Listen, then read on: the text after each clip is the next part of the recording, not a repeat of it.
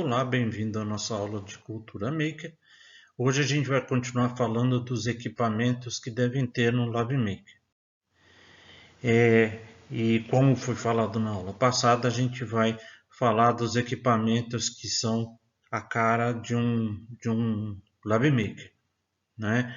Que destaca é um LabMaker porque tem esses equipamentos.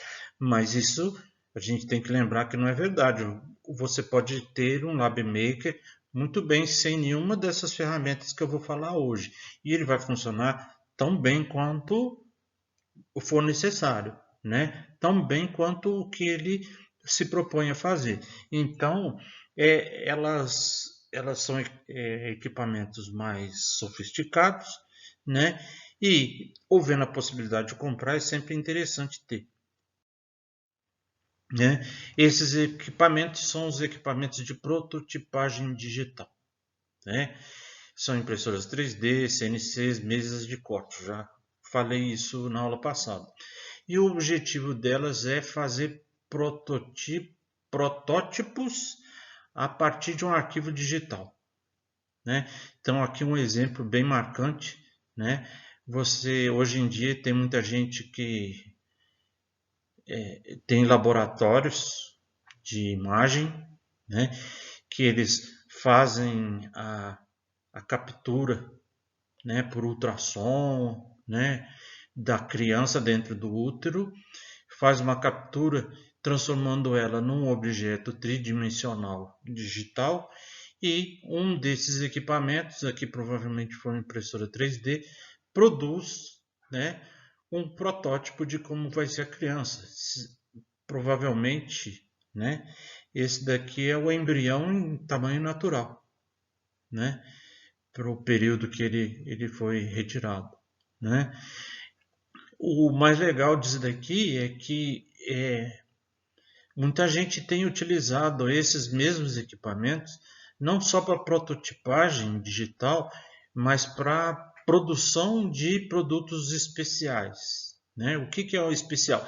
Ele está criando uma peça que serve para aquele lugar e só para aquele lugar, como por exemplo um osso de uma perna. A pessoa quebra a perna, perde material ósseo, então já existem impressoras que montam, seja em metal, seja em plástico, ou seja mesmo em material vivo, né, osso vivo, montam aquele pedaço que está faltando, coloca no local e é feita a, a, a cirurgia, né, o conserto daquela parte do corpo humano que estava com problema.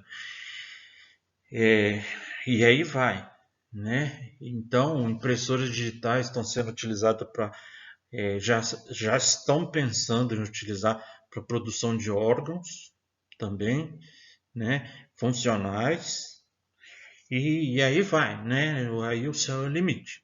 Mas o que a gente vai falar são das impressoras simples, exatamente para essa prototipagem, tá? Isso daqui é só um pequeno delírio aqui do professor. Então, o que são impressoras 3D, né? Elas são as queridinhas dos LabMakers, né? Muita gente fala que um LabMaker não é um LabMaker se não tiver uma impressora 3D, o que é uma bobagem, né? Mas ela continua sendo a queridinha dos LabMakers. É uma impressora, né?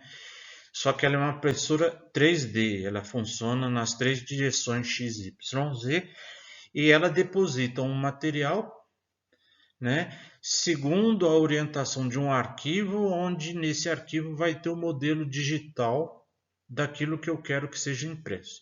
Pode ser um modelo digital que ele foi construído por uma pessoa, né?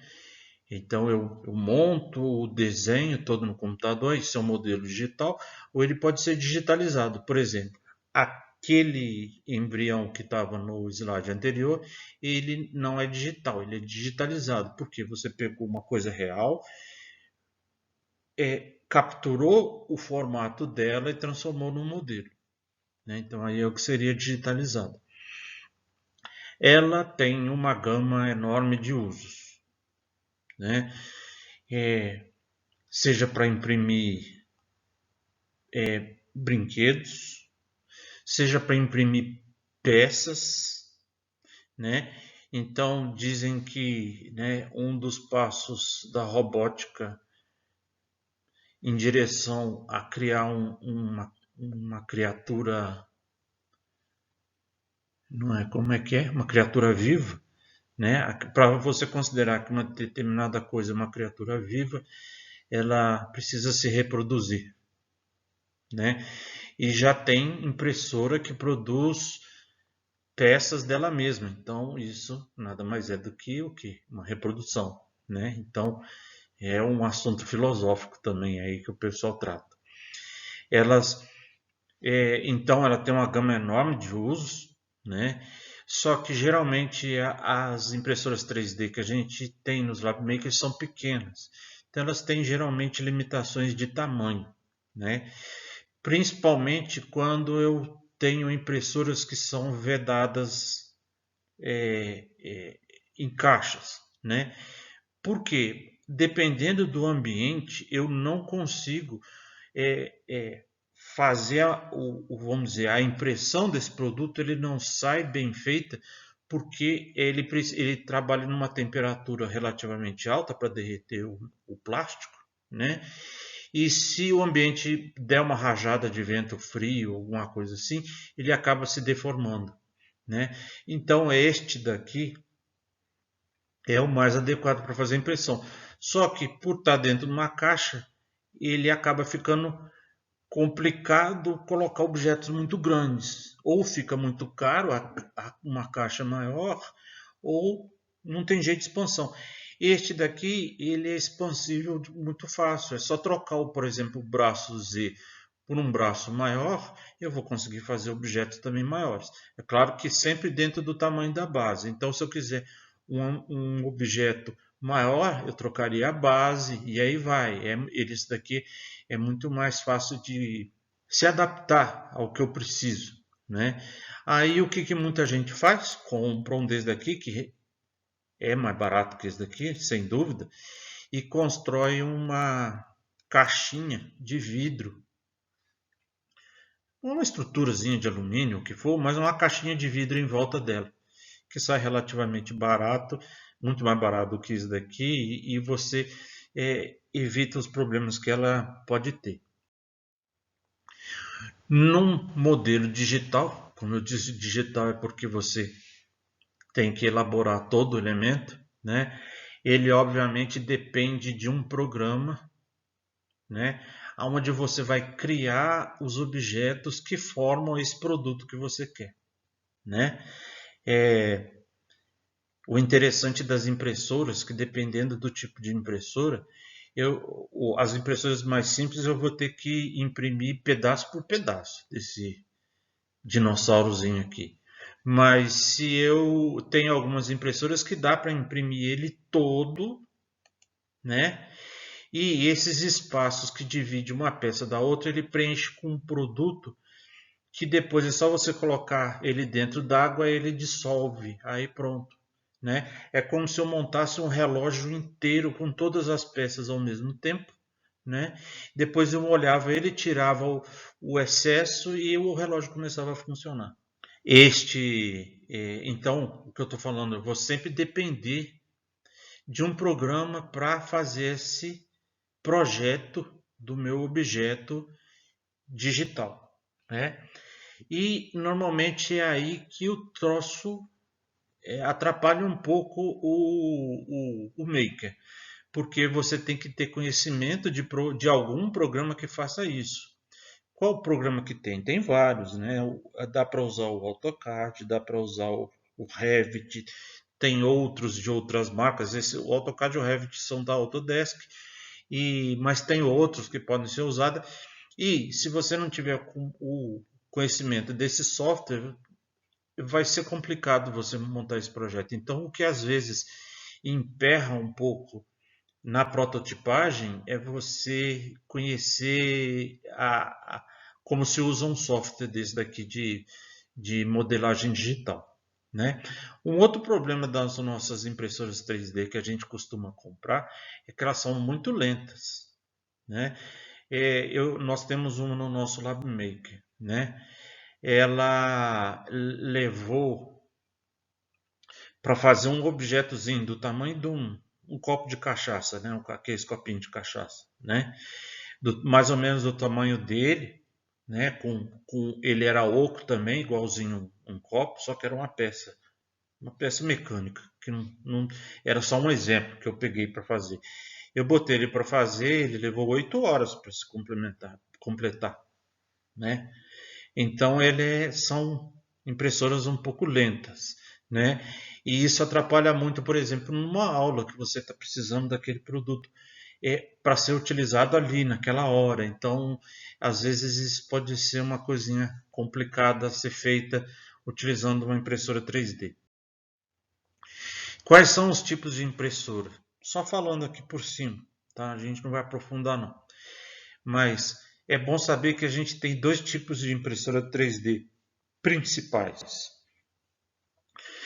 Tem a impressora de deposição, ou chamadas também impressoras de filamento, são as mais baratas que existem, né? Aqueles dois exemplos que eu mostrei no slide anterior lá são de deposição, quer dizer, o braço mecânico da impressora, ele vai depositando em cima do próprio protótipo material que vai formando ele, né? Normalmente é um material termoplástico que utiliza, né? Então é um plástico, a cabeça ali de deposição do braço mecânico, ela é quente, então ela derrete o polímero, o termoplástico, e ele vai derretendo e escorrendo para a posição onde você precisa que ele esteja para montar o objeto que você queira, né? Então esses daí são mais comuns. Inclusive tem algumas impressoras 3D que usam o mesmo material das garrafas PET. Então existe um esquema de você pegar a garrafa PET, reutilizar ela, cortar ela na forma de um filamento e utilizar. Já tem gente que tem utilizado mais essas impressoras. Essa daí só tem um defeito, que a resolução normalmente delas não é muito boa, né? Mas às vezes serve para o que eu preciso.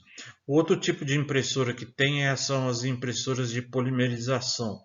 A mais comum é a SLA, eu não lembro o que é essa sigla, né? É em inglês, eu não lembro direito, mas é esse desenho que está aqui, né? Ela utiliza uma resina fotossensível, né? Então, o que acontece?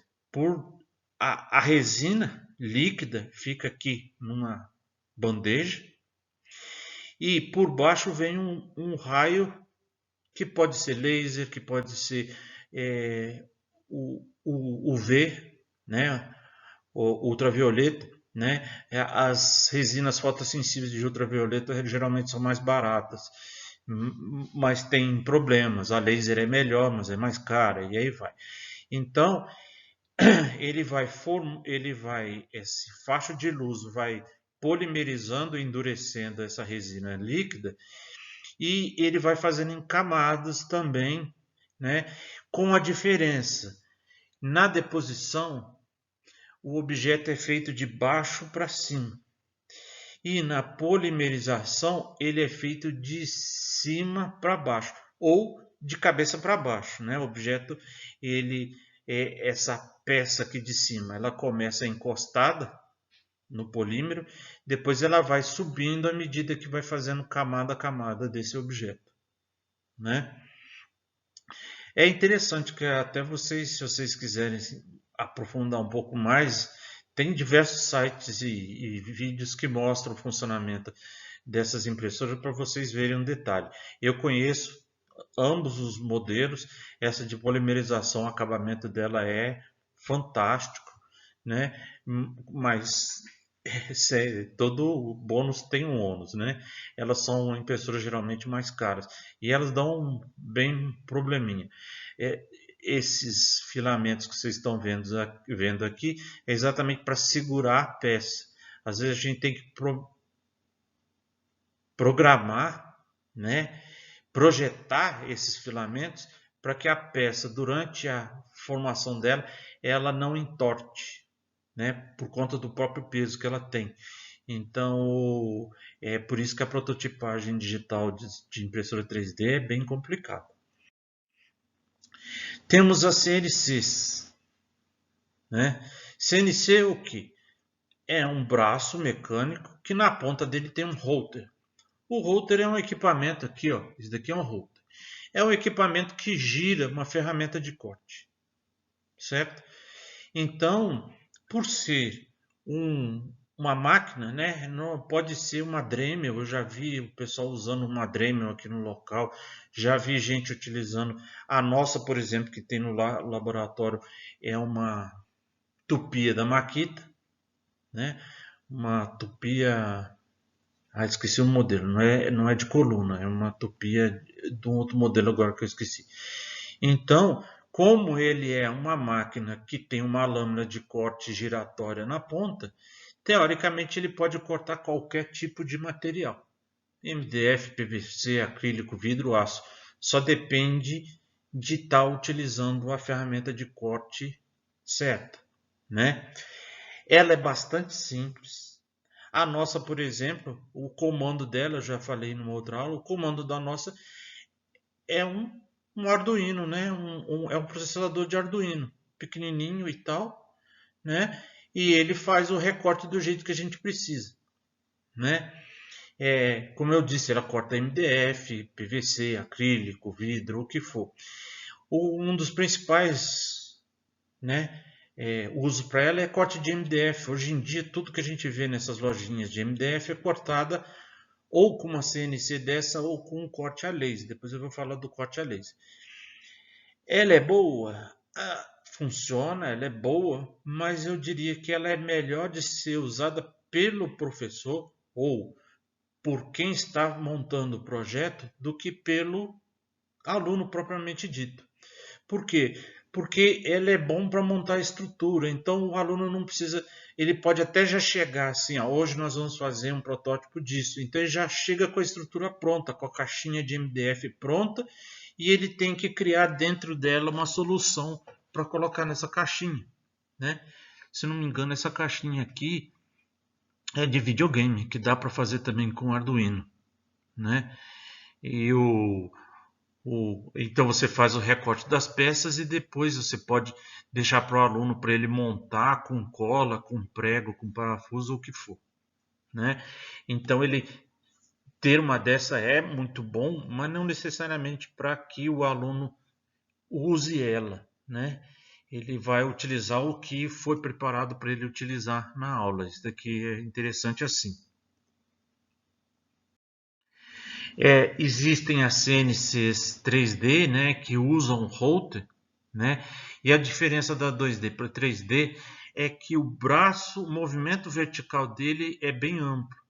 Aquele lá, ele só corta para fazer o corte na profundidade do material, né? Esse daqui não, ele esculpe, né, um objeto, seja em madeira, plástico, metal, rocha, o que for, né? Porque ele tem um rotor aqui, né? Então uma máquina de corte que gira uma lâmina aqui. Então você usa uma lâmina do jeito que você precisar para entalhar, né, uma figura, né? Pode entalhar uma figura artística, um leão, uma sereia, o que for. É só você ter ela digitalizada ou o modelo digital dela, né? E essa CNC vai recortar ela. Eu tenho, acho que alguns vídeos aqui, uma referência deles no YouTube. Eu vou deixar para vocês verem como é interessante esse equipamento funcionando, certo? E por fim nós temos as mesas de corte, né? A CNC 2D, né? Ela é uma mesa de corte, tá? Só que a gente chama ela de CNC porque ela usa o holter, né? Aquela mecanismo de corte, né? Quando ele não usa aquele mecanismo de holter, né? Ou, quer dizer, ele tem ferramentas de corte diferentes, a gente chama de mesa de corte, né? Essas ferramentas de corte diferentes são uma lâmina, que corta, por exemplo, vinil, papel, adesivo, o que for, né? Então, por exemplo, essas empresas que fazem letreiro de loja utilizam muito mesas de corte para cortar vinil ou cortar então um adesivo com as letras, o desenho que precisa ter e colocar lá no letreiro, né? E hoje em dia que está, vamos dizer, mais em moda são as mesas de corte a laser. Então aí que essas lojinhas que a gente vê aí no mercado que vende material de MDF, caixinha de MDF, móvel de MDF, geralmente eles já não estão mais usando CNCs 2D para cortar. Eles estão usando mesas de corte a laser, né? Existem outras mesas, né? A de lâmina e laser só serve para materiais assim mais moles, né? Madeira, plástico e tal. Para cortar coisas mais duras, tipo vidro, tipo metal, tem outras, vamos dizer, ferramentas de corte. Tem algumas que são um jato extremamente potente de água ou de óleo. Normalmente eles preferem usar água, né? Que corta o aço, né? Porque ela é jogada numa pressão tão grande que corta o aço. Então existem mesas de corte de diversos tipos. Algumas mesas de corte usam como lâmina uma solda, um fluxo de solda, né? Uma pistola de solda. E ela pode cortar o aço e tal, da forma que precisar, né? Se não me engano, essa com solda é muito utilizada na indústria automobilística, né? E, e essas mesas de corte elas são boas para cortar materiais mais finos, né? Então, papel, papelão, filme, adesivo, tecido, o que for, certo? Então, a gente falou aqui desses equipamentos, eles não são obrigatórios, né? Muita gente fala que mas não é, não são obrigatórios, eles são mais caros, né? Mas eles, se forem adquiridos, eles dão uma gama bem maior de finalidade ou de possibilidades para os nossos projetos educacionais, ok? Então, por hoje é só, né? Acho que próxima aula a gente já deve começar a falar do nosso querido e amado Arduino, ok? Então, até mais.